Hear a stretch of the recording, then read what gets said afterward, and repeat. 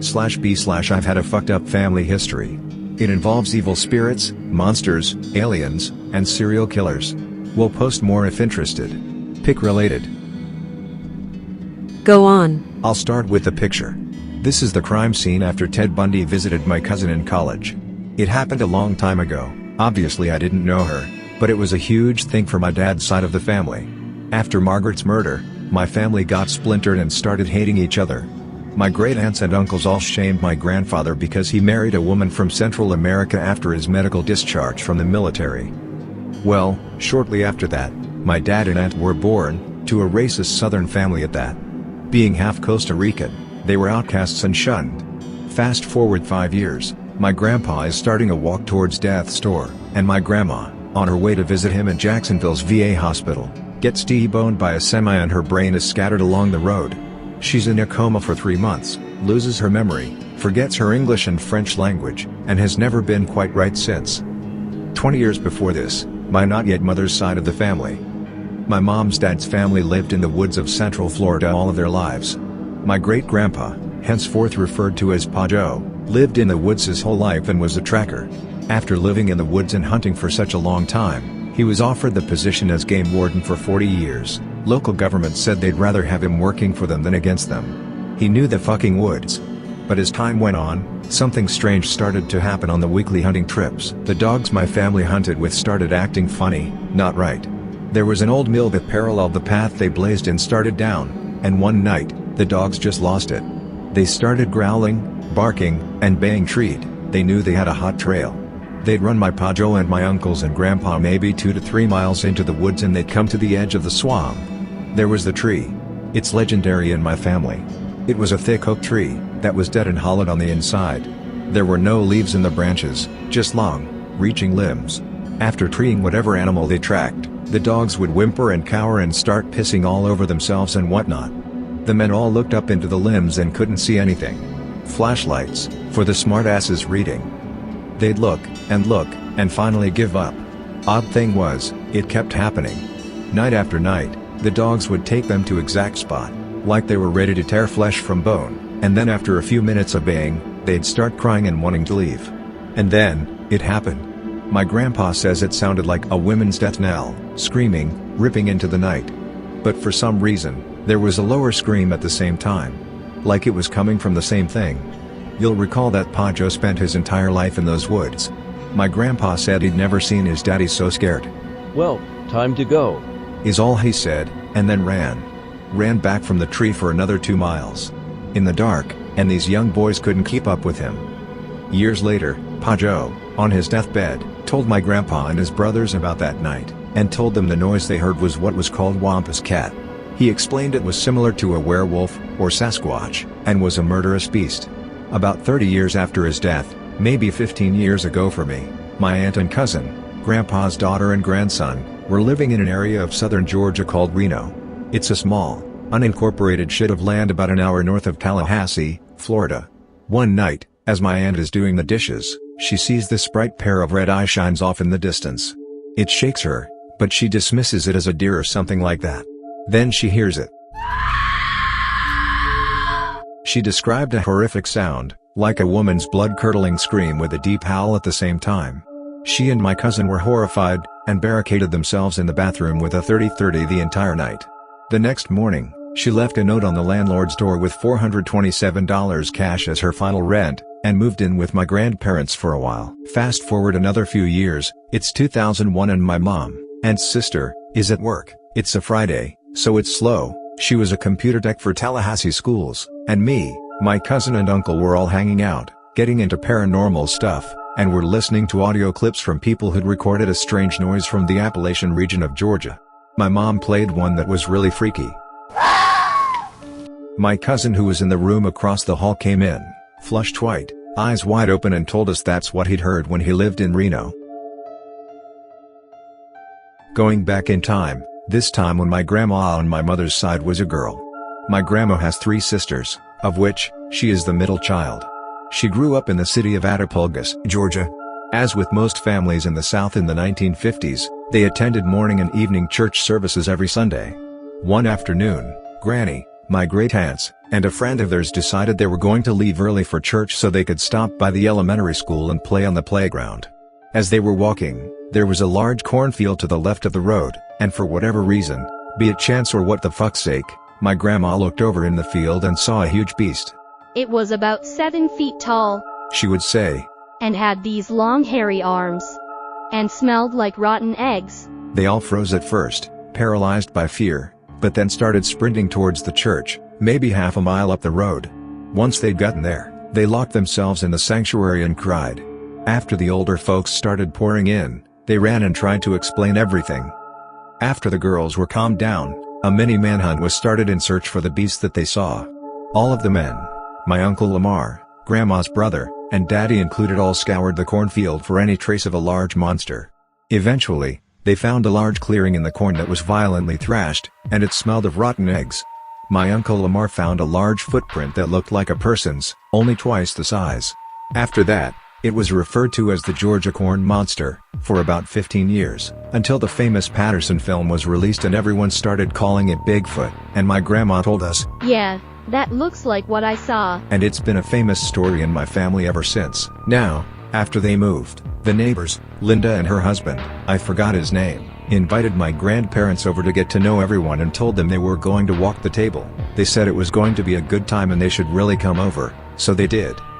After dinner and usual shit and breeze shooting, they decided it was time to walk the table, and one of the neighbors came out with a small end table. They asked everyone to sit around it and put their hands on it. Granny and Poppy declined this round. Quick FYI on walking the table, in case anyone wants to try. I myself never have, just being afraid of what I was told. It's similar to an Ouija board. 1. The table has to be totally made of wood. No metal, plastic or anything. Nails included. 2. The lights have to be totally off. 3. It will not work if there is a child or Bible in the room. 4. It may take more than a drunk "hey let's do this thing I heard about" effort. Everyone around the table began asking yes and no questions to the table, and it would bump once for yes and twice for no. As with any normal person, it interested Granny and Poppy, who were almost certain everyone was playing a joke on the new neighbors. Poppy thought really hard, then decided he and Granny would give it a try. As an initial test, Poppy asked the table to make itself so heavy that no one could lift it. And it bumped for a yes, something like that. And then proceeded to try to pick it up. And it wouldn't budge. Poppy, thinking it was a parlor trick, told everyone to move from around it, and then tried to push it. Nothing. Other men tried moving it and it stayed in place. Then, after the pushing/lifting bit, Poppy and Granny sat back down and started again. Someone asked if the table would lay itself in Granny's lap, which it did. And then Poppy, with his certain foolproof plan, asked the table. There was a young man I was in the service with who passed away a few years ago from malaria. What was his name? And they went through the alphabet and the table spelled out this man's first, middle, and last name. Poppy, now shocked, decided it was time to go. Because as the new neighbors, there was no way anyone could have known that answer. Linda asked Granny and Poppy a few weeks later if they wanted to come walk the table again, to which they declined. After living in the town for a while, they learned that the family that lived in the house behind them were witches. Witches that were assumed to be possessed by Satan himself because of the horrible things they could do. As with the walking the table bit, the man, who was supposed to be most evil man in town, could walk anything he willed. They told me he could lay his hand on anything and it would start shaking and jumping violently. The example they gave was a washing machine on his porch. Later on, after they'd moved back to Tallahassee, good old Linda, who was later referred to as Aunt Linda Bufford, moved as well. She invited Granny, Poppy, Aunt Brenda, and others to all play with a Ouija board. As before, they agreed, thinking it was just a board game. Well, they began to ask it questions, and it refused to answer them, instead telling Linda how in a past life, she died giving birth to her second child. She had her tubes tied after that, and after that, all the board would spell out was Charlie is a good old boy. A little history on Linda. Remember the town I mentioned earlier? Cassadaga? It's where she's from. And it's also supposed to be Florida's most evil city. Witchcraft and satanic rituals are practiced more than Christian prayers, sort of like a modern young Goodman Brown. Now, Linda was a confirmed witch, and many years ago, she moved to Germany, where she met a man and fell in love with him. He told her that he was Satan, and that freaked her out. She left him, and returned to the States. One Thanksgiving, my Aunt Lissay said that there was an evil spirit behind Linda's right shoulder and was following her everywhere. It just so happened that one night, Aunt Linda started having something strange happen to her. Whenever she would lay down in her bed, the rocking chair in her room would start to rock violently, and when she'd stand up, it would stop. I can only assume that after remembering her past and what Aunt Lissay said, she asked her to come over and see what was going on. What she told her chilled her. Aunt Lissay looked at her, and said, Linda, you need to burn this chair and leave this place. The devil himself is in this chair and is looking right at you. Well, obviously Linda flipped her shit, and burned the chair and left that house and never practiced witchcraft ever again. To this day, we don't talk about supernatural stuff around her. My mom kinda went off on my fiancé at Thanksgiving last year because she asked Aunt Luce about a different incident and Linda was at the house. The Blue Lady. This is a story that started about 23 years ago. My Aunt Dorothy, the eldest of Granny's sisters, worked for a lady who ran a daycare out of her home. She said she was a very peculiar person, who had strange ways of taking care of children. The weirdest of all is that this lady would not let crying babies be picked up or calmed in any way. Well, this lady was leaving her house to go to town one day, and pulled out in front of a log truck and was killed instantly. A few months later, Aunt Dorothy told my Aunt Brenda about the lady's house that had died being for sale, and she and my Uncle George purchased it. Bad idea. Maybe a year or two after, my mom and her cousin Chris, Aunt Brenda's gay son, were spending the night at her house. In the spare room, there was a set of bunk beds and Chris was on the top bed. Early in the morning, say 2ish, my mom woke up because Chris wouldn't shut the fuck up. She got out of bed, and looked up at him. He was sitting bolt upright, eyes wide open, unblinking, and was giving an exact play-by-play of how his uncle was murdered by his wife. He was telling this to someone in the hallway my mom couldn't see, and he was going over every grisly detail. About how he would come home drunk and beat her, break her arm, and finally, she was waiting with a shotgun, and he came home belligerent and she blew his face off. Please note he was not at the house when that happened and was also 3 years old. A few years later, my Aunt Jenna, same aunt from Reno, Mom's sister, Granny's oldest, and Chris were playing in an old camper at Aunt Brenda's house. For whatever reason, it got really hot inside, so Aunt Jenna stepped out. When she did, she saw a shadow, maybe 6 feet tall, hairy, had a tail and horns, and she ran inside, leaving Chris by himself. Note, to this day, Chris does not remember the incident with him talking to the Blue Lady. That night, another visit from the Blue Lady, but this time, Aunt Jenna saw her and said she was glaring at her. And, as it is with all things, people get older, and tend to forget about things. There was a period of maybe 15 years went by without any significant occurrence. Good things can't always last. So, it is now 1996. All of the kids have grown up. People have passed on. Uncle Mike, not the one who lives with me, bought a trailer to live in on his mom's plot of land for his new family to live in. Almost immediately, shit happens. Every day when him and his wife come home from work, all of the pictures on the walls are turned back, facing the walls. It gets more aggressive. One night, my parents and Uncle Mike and his wife and Aunt Jenna are all in the living room and a fucking lead crystal ashtray lifts into the air, then shatters. Doors slam. Dude falls in the hallway. Shit's getting scary. Then Thanksgiving rolls around. Everyone is full of family time excitement. Food, fellowship, etc. But, as always, the paranormal always finds its way into the conversations. Except when Linda is present. Uncle Mike began talking to Aunt Lissay about all of the weird shit that's been going on.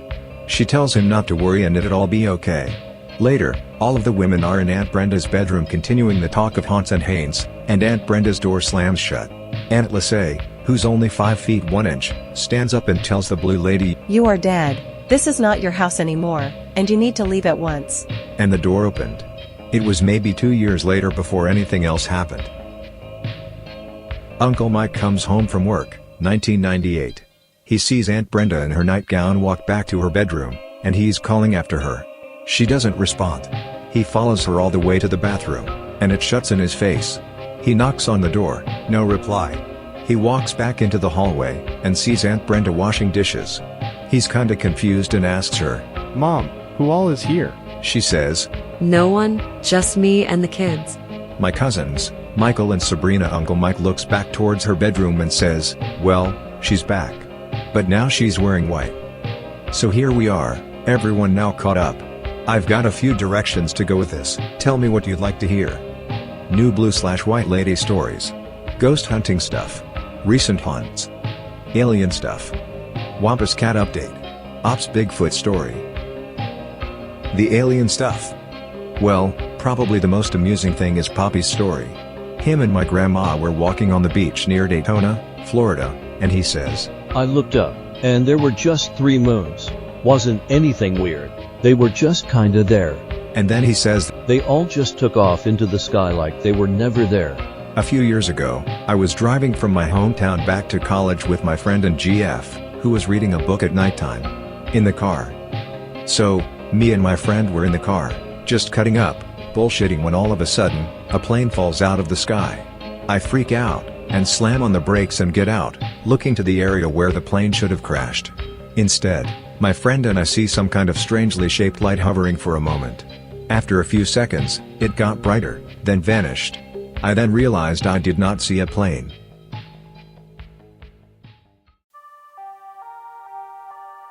Those were the UFO parts of the story. A few weeks ago, my uncle and I were visiting my grandparents, and were outside talking while he was smoking. Funny enough, we were talking about all the weird shit that our family has gone through in the past. We laugh and head inside, and then he goes out of the front door. We were on the back porch before then, to get a bottle of water from the spare fridge in the carport. If I'm not back in 15 minutes, I'm dead. Lol, okay, sure. After a few minutes pass by, I'm assuming he's going to try to scare everyone in the house, a common pastime in my family. I have no idea why, so I go out the front door to find him. As I'm walking to the fridge, there's a bright blue light coming from behind the house. Brighter than a flashlight, but not as strong as a floodlight. And then I hear this sound like a Christmas tree being dragged through the yard. They live in a wooded area, so there's lots of leaves on the ground. I just kinda brush it off. I'm sure my uncle is trying to freak me out, but man, he is really good at light and sound effects. So I go inside, and tell my grandma he's outside messing around. He then walks in from the back porch, and is like, Did you hear that shit? I walk back out onto the porch with him and just kinda stare at him, 99% sure that he was just fucking with me. I asked him what he heard, and he told me it sounded like something being dragged around the side of the house. Then physics clicked as well as common sense. If it were him, there's no way he would have had time to A. light a cigarette, be halfway done with it, and me not have smelled it. B. He came in the door on the opposite side of the house. There is a good half acre from where I heard the noise in the back porch, and not heard him. C. He was not winded at all. And as I said, he smokes a lot. I told him I saw the light behind the house and heard a large dragging sound as well. He asks about the light, and I described it to him, just like above. He looks at me with a kind of disbelieving face, and says, he's giving me the quote as I type. I saw a little blue light over by Poppy's truck. I thought you were over there with a cell phone talking to someone. He says it was faint blue, like an illuminated phone screen, then it just disappeared. I thought you were walking around the yard. What the fuck? So we decide to go looking around the yard where we heard the noise coming from. Of course, arming ourselves each with a kitchen knife and a makeshift riot baton. And flashlights, of course. There was a clear path of leaves that had been turned up, but disappointingly, little evidence of what might have been out there. So we went back to the porch and discussed what may or may not have been walking around outside. Maybe an hour after we'd forgotten the yard incident, I saw a faint blue light by the far end of the fence, opposite end of the property from where we heard the noise. It was there for a few minutes, but then disappeared. We're not exactly sure what to label the encounter as. We just assumed it was aliens, because what else might it have been? The Forgotten Wampus Cat story. Maybe 19 years ago, my uncle, same one who's been here, reminded me of something that happened to him when he and my grandpa were camping on the S.T.A.L.K.E.R River. It was a fishing trip, and they were there for a few days, but one night, as my uncle, Poppy and a family friend were sitting around the fire, they heard a noise out of nowhere. My uncle just described it as a really loud woman scream woven with a hyena laughing through it. After that, Poppy grabbed his gun, told my uncle to get in the tent, and him and his friends started loading their rifles. That's basically all that happened that night, and he never heard it again on that trip. But after they had gotten home, Poppy told my uncle about the Wampus Cat, and said that was the same noise that scared his dad in the previous story.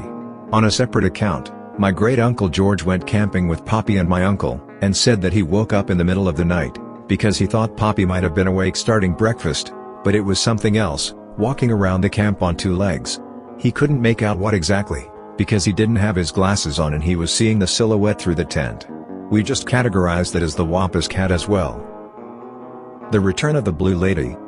Just recently, the last 3 years or so, my cousin, Michael, Uncle Mike's son, see above, and his wife moved into my Aunt Brenda's house with their baby. Keep in mind, no one has seen the Blue Lady since the day she was wearing white. Michael has seen someone walk down the hall in a white gown, but then no one comes out, and no one is around when he checks. Remember who the Blue Lady was? The baby, who was 2 at the time, has been reacting to something we can't see. She'll smile and laugh and talk to it.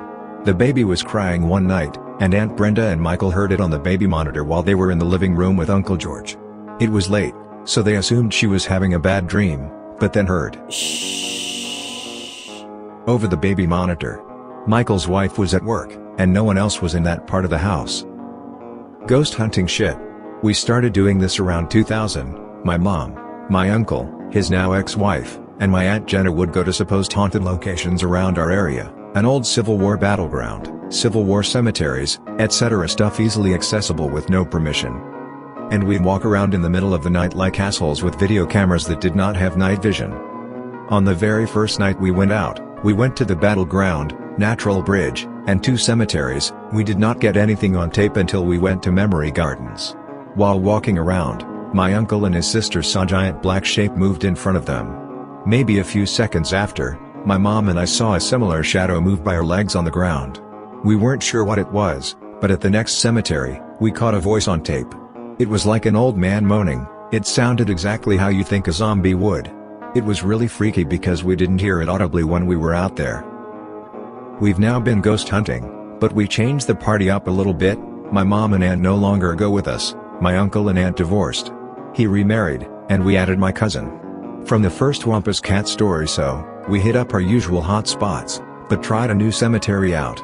It's maybe 10 miles from the town where my cousin and aunt were terrorized by the Wampus Cat. We are doing our normal routine when at the end of the main row, there's a headstone with claw marks in it, almost at the base. It shocked us at first, but then we kinda laughed it off. Another year passed, and we did our annual ghost hunting thing, and when we returned to that cemetery, we looked all over for the headstone with the claw marks, but couldn't find it. Whatever, maybe we were mistaken on where it was. And we looked around, did some EVP sessions, we now knew what they were called, and actually got some audible recordings.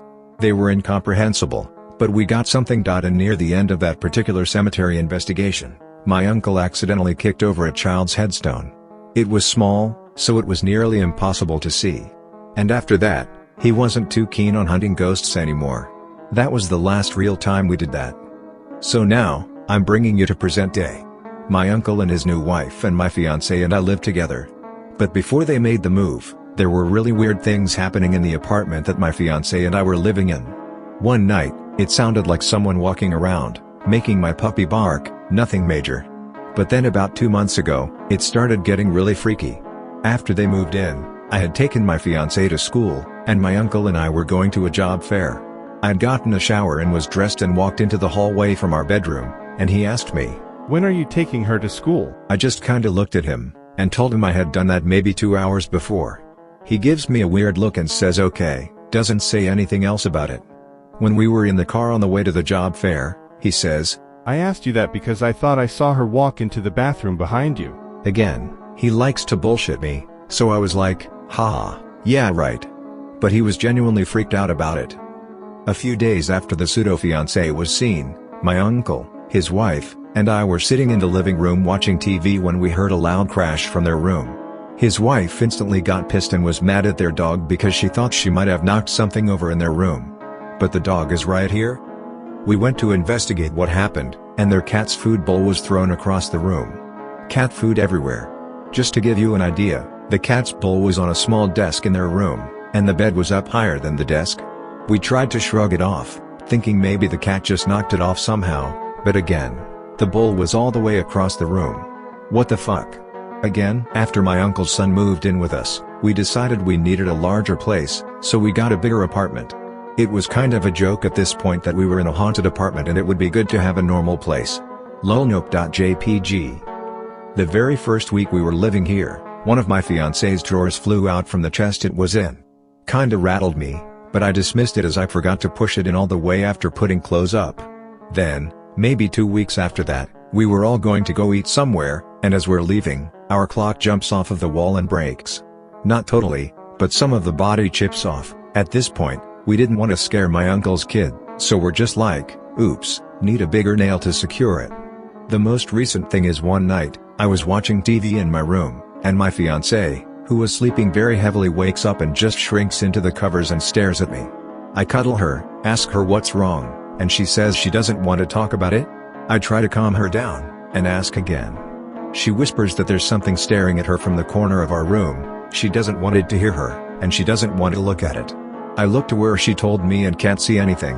I was thinking maybe she was still kinda stuck in her dream, but she made me turn the lights on. She just stayed awake until it got light out and then went to sleep.